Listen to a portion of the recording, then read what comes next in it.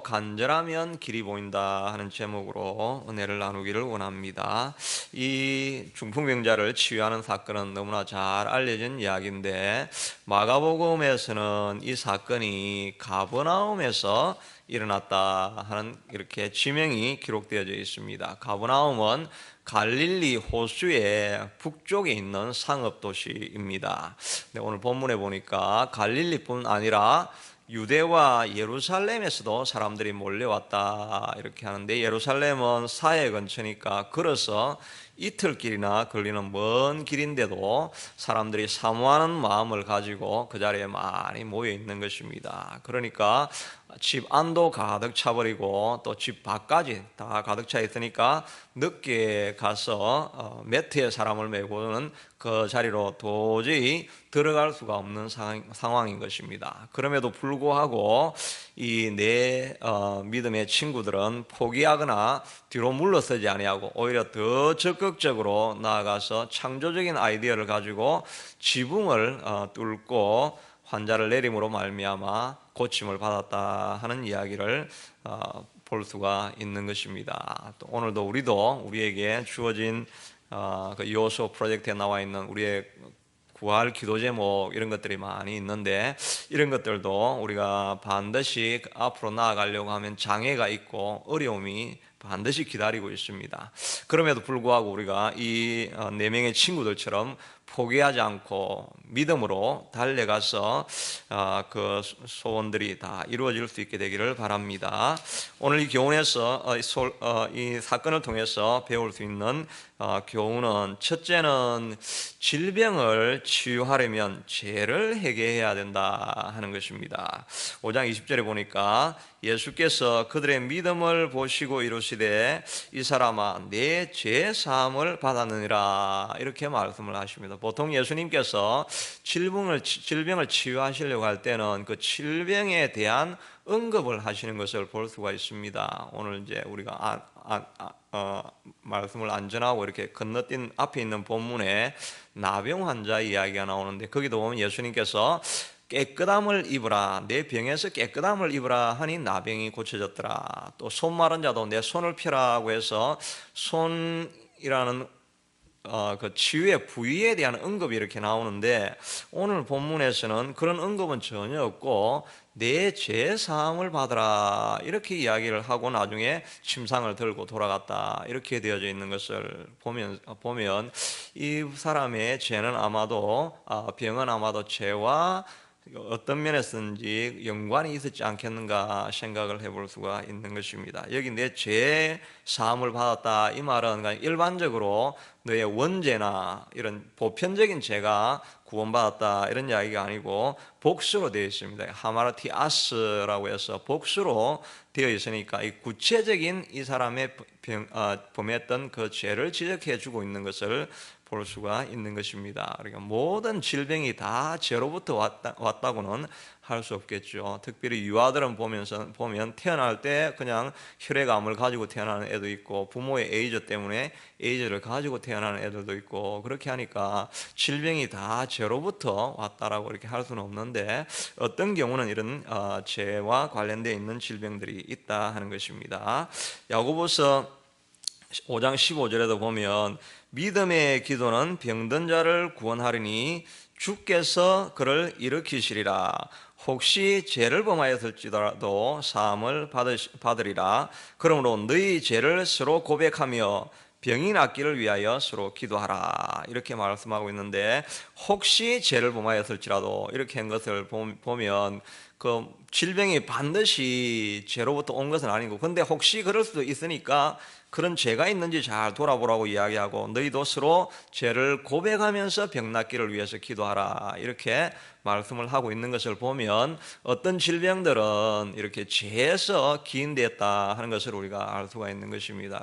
질병을 치유받기를 원하는 사람들은 혹시 내 마음속에 나도 알지 못했던 그런 죄가 있는 것이 아닌가 이걸 늘 생각하면서 위해서 그런 죄를 회개하는 마음으로 기도해야 한다 하는 것입니다. 우리가 무엇보다 큰 죄는 하나님 앞에 건강한 육신을 주셨을 때 최선을 다해서 하나님을 위해서 사명을 감당하지 않았고, 맡겨진 사역 또 예배할 때 건강한 몸으로 최선을 다해서 우리가 예배하지 않았고, 그런 것들이 우리가 일반적으로 모두가 가지고 있는 허물이고 죄라고 할 수 있을 것입니다. 그런 죄를 내가 회개하는 마음을 가지고 하나님 앞에 나가서 고침을 구할 때, 또 그런 관련되어 있는 문제가 있다고 한다면 하나님께서 그것을 고치시고 죄를 고치실 수 있다 하는 것입니다.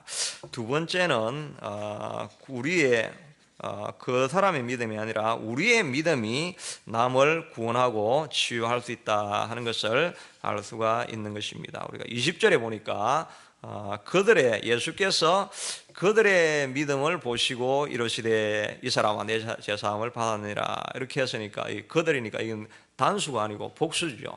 그러니까 이 환자의 믿음이 아니고 가지고 왔던 이 their faith, 그들의 믿음이 이 사람을 고쳤다 하는 것입니다.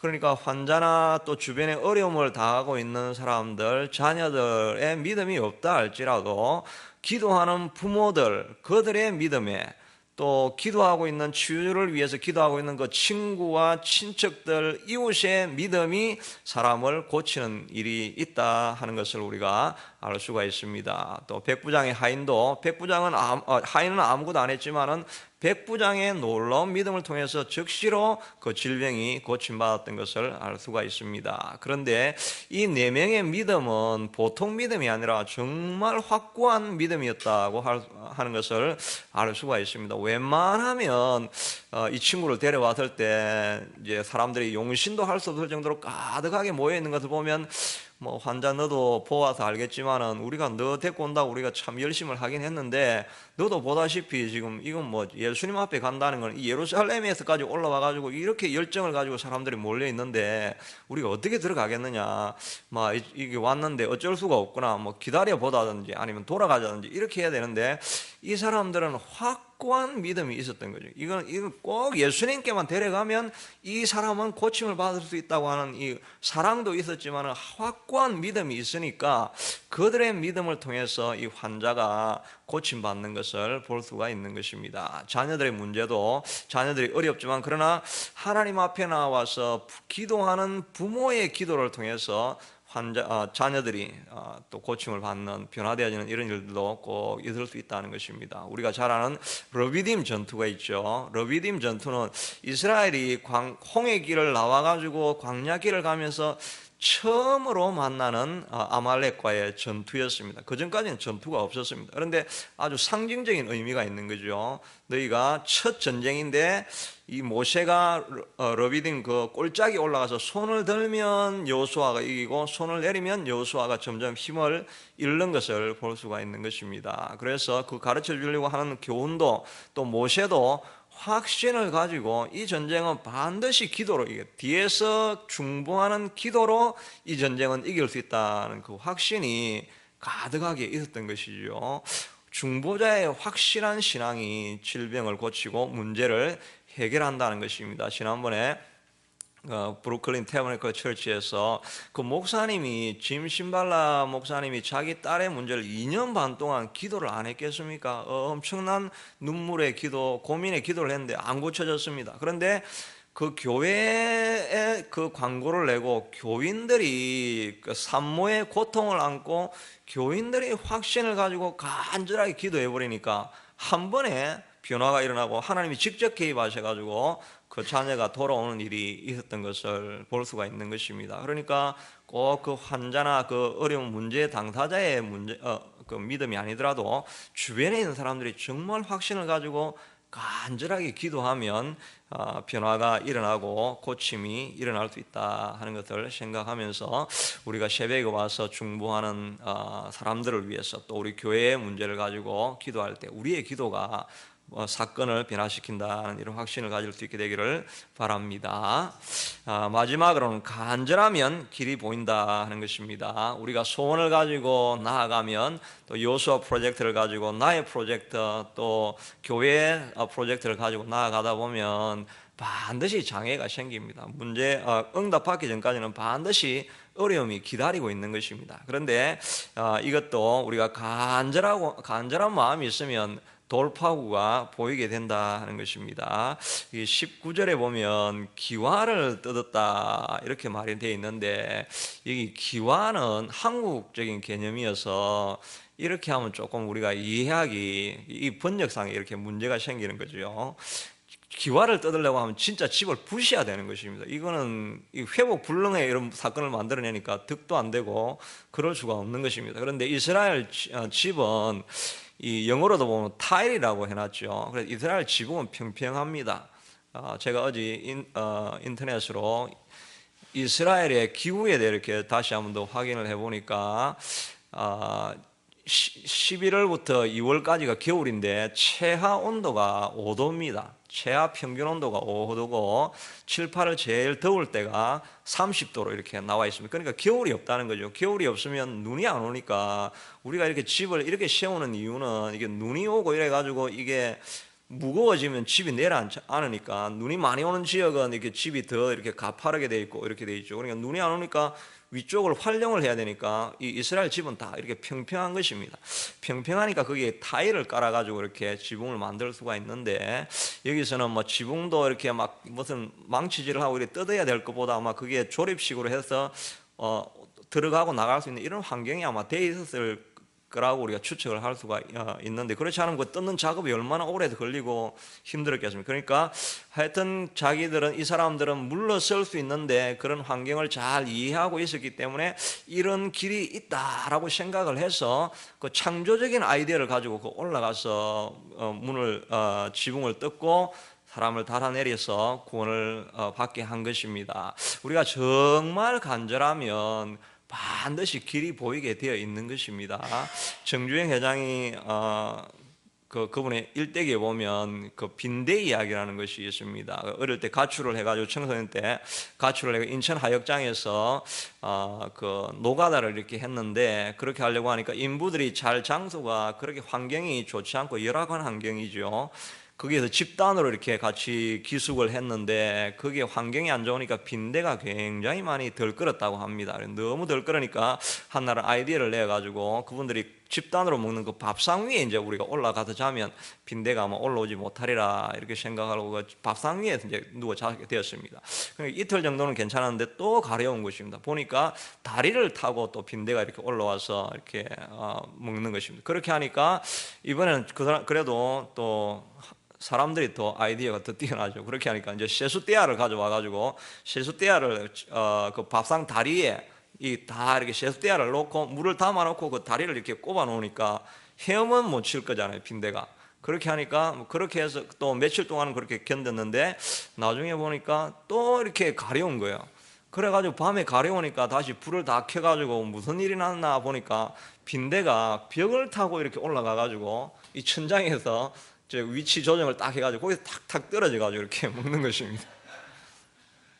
그러니까 자기는 그것도 참 괴롭긴 했지만 자기가 거기에 보면서 정말 영감을 얻었다는, 빈대도 생존을 위해서 장애가 있을 때 자기가 간절하니까 아이디어를 짜고 만들어내어서 자기의 목적을 쟁취하는데, 우리 인간이 빈대만도 못해도 되겠는가, 이렇게 해서 정주행 회장이 자주 했단 말이 이 빈대만도 못한 놈아, 이 빈대만도 못한 놈아, 이런 이야기를 자주 했다라고 이렇게 이야기하는 것입니다. 우리도 예수님께서 우리에게 말씀하시기를 구하라 주실 것이요, 찾으라 찾을 것이요, 문을 두드리라 열리리라. 구하는 이가 얻을 것이요, 찾는 자가 찾을 것이요, 두드리는 이에게 열리게 될 것이니라. 너희가 악한 자로도 자녀에게는 좋은 것들을 줄 줄 알거든 하물며 하늘에 계신 너희 아버지께서 찾는 자에게 좋은 것으로 주시지 않겠느냐.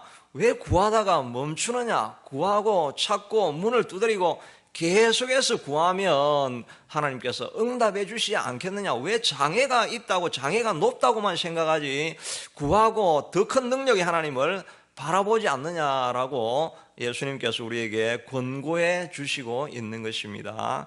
여러분의 요소 프로젝트 안에서 또 우리가 교회에서 하고 있는 이 프로젝트를 생각하면서 이건 안 될 거야, 뭐 우리 해봤지만 안 되지, 이렇게 할 것이 아니라 계속 새벽에 기도하면서 문을 두드리면 지금까지 열리지 않던 길이라도 반드시 하나님 앞에서는 열리게 될 줄로 믿는 것입니다.